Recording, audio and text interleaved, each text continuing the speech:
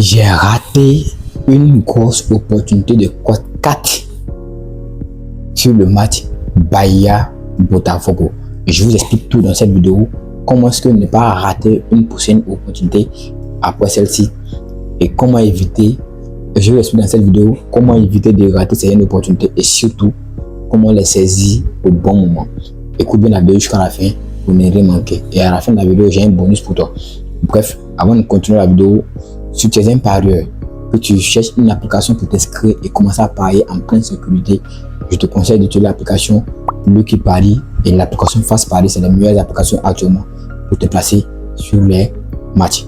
Et comme je l'ai dit, pour s'inscrire sur l'application Lucky Paris et Fast Paris, utilisez toujours le même code promo IPROLO en grand caractère. Sur ce, on commence. Comme tu le vois ici sur l'écran, le match s'est terminé 2-1. Mais là, je regarde bien ce qui s'est passé. Et à la 7e minute, Bahia était mené 1-0. Et moi, je suis venu tomber sur le match à la première mi-temps parce que je suis allé sur le match en direct. Je suis tombé sur le match à la première mi-temps. Certes, j'avais analysé le match, mais je n'avais pas coché. Mais c'est après quand je me suis rappelé que je suis allé sur le match et que je suis allé maintenant voir en live, j'ai vu le match. Et j'ai vu qu'il y a un joueur de Botafogo qui a pris un carton rouge, Neto, à la 42e minute que vous allez voir sur l'écran. Et quand j'ai vu le carton rouge, ça m'a tiqué un peu.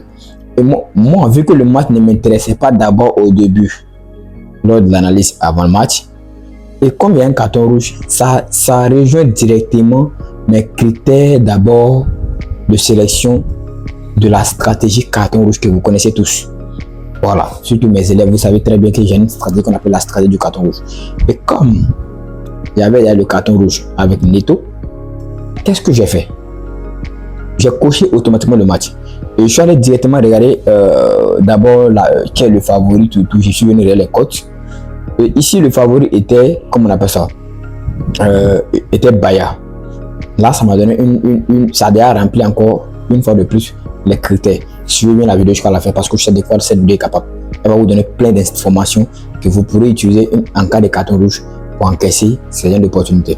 Deuxièmement, je suis venu regarder les têtes à tête, les confrontations rapidement, même si j'avais déjà regardé ça auparavant, mais je suis venu regarder ça, j'ai vu que non, certes, Bahia c'est une équipe qui est en déficit actuellement, c'est-à-dire qu'il n'est pas en forme actuellement, mais on sent que c'est une équipe qui, malgré qu'elle n'est pas en forme, elle arrive à marquer. Ça c'est un point que j'avais déjà marqué.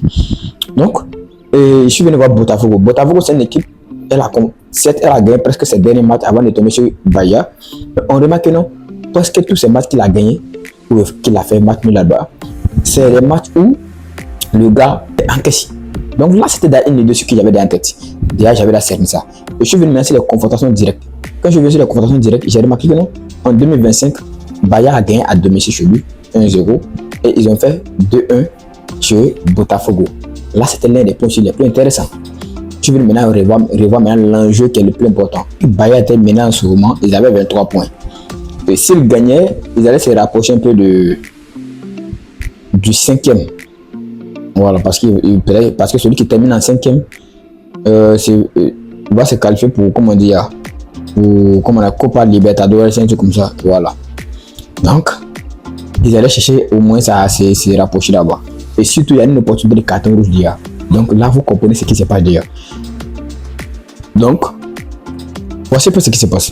Moi, personnellement, j'avais une idée. Je me dis que non, si Botafogo me montre en live qu'ils allaient gagner le match, je vais foncer directement sur la victoire. Et en ce moment, la victoire n'était pas une bonne cote. C'était une cote de 2 en ce moment, si je ne me trompe pas bien, à la mi-temps. Donc, je me suis dit que je vais attendre gentiment. Peut-être vers les 60e minutes, la cote sera au minimum 3-4 là-bas.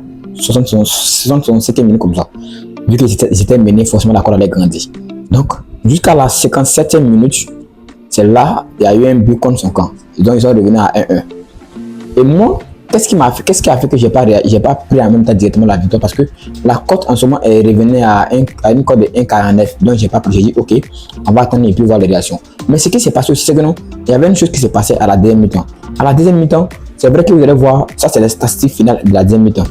Où il y avait 16 tirs cadrés, 5 tirs cadrés, 2 grosses occasions, 7 corners.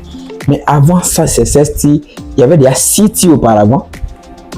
Vers les 65e minute, il y avait 6 tirs d'abord, vers les 60e minute, il y avait 6 tirs derrière. Les 6 tirs, il n'y avait pas de tir cadré derrière. C'est vrai qu'il y avait un but, mais c'était un but contre son cadre, on ne comptait pas ça comme tir cadré. Donc là, ça m'a donné une idée de dire, je vais attendre et puis je vais voir la réaction. Et c'est ce qui m'a poussé à attendre. Et moi, j'attendais le match, je me suis dit, ok, je vais attendre. Et en attendant, quelqu'un m'a appelé au téléphone. C'est là maintenant, ça vient maintenant, pourquoi j'ai raté l'opportunité. On m'a appelé au téléphone. Et quand on m'a appelé au téléphone, j'ai commencé à causer en disant que dans 10 à 20 minutes, comme ça, je vais couper l'appel et puis revenir rapidement. Et ce qui s'est passé, c'est que non, j'ai causé parce que le dernier but est venu à la 92e minute. Et ce qui s'est passé, c'est quoi? Regardez ici. Voilà, comme je vous ai dit, avant que le but ne soit marqué, ouais, les gars, il y avait la possession, mais il n'y avait pas de tic à deux, ouais, non. Où est les graphiques ici? Vers la dynamique, où est les graphiques, non. Il y avait vraiment réellement tout, mais ça ne pressait pas. Mais à partir de la 60e minute, vous voyez que là, ils ont commencé à prendre tout le terrain en otage. Ils ont commencé à dominer, tirer. Et si moi je venais vers les 60e minutes, vous vers les 75e minutes, je vous jure, automatiquement, j'allais commencer à me préparer, à me positionner. Parce que vers les 80e minutes, 89e minutes, la cote allait monter. Et quand je suis rentré vers les 60e minutes,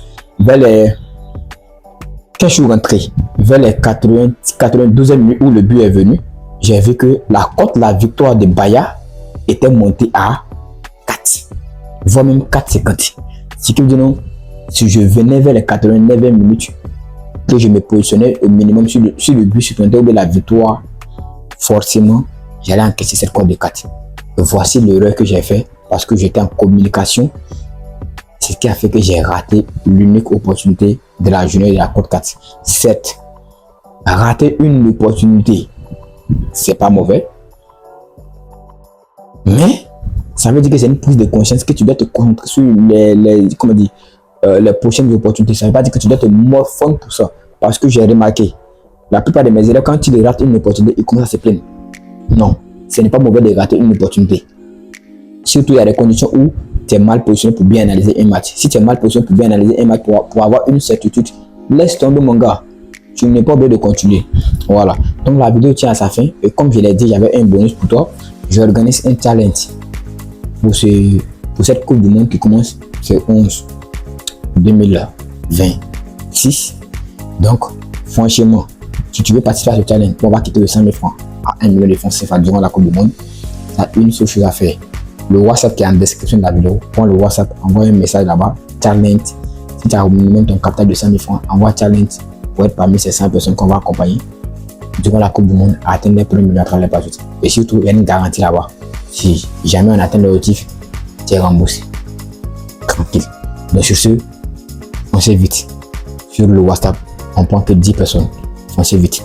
Sur la prochaine vidéo, likez, commentez et donnez-moi votre avis sur l'opportunité pourquoi j'ai raté